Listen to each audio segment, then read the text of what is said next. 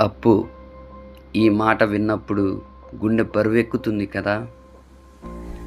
ప్రతి ఫోన్ గుండెల్లో గాయం. ప్రతిరోజు ఒక యుద్ధం. కానీ విను, నువ్వు అప్పు తీసుకున్నావంటే నువ్వు బలహీనుడివి కాదు. నీ వాళ్ళ కోసం, నీ పరిస్థితుల కోసం నీకు నువ్వే పోరాడిన వాడివి.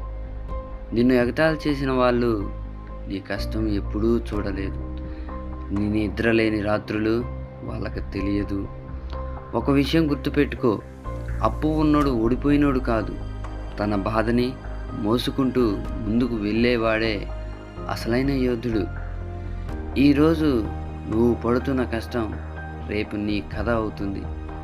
నీ విజయం చూసి అదే ప్రపంచం నీకు సలాం చేస్తుంది. నువ్వు ఆగిపోకు, నువ్వు కుంగిపోకు. అప్పులు తీరిపోతాయి, కానీ నువ్వు గెలిచే రోజు చరిత్రగా మిగిలిపోతుంది.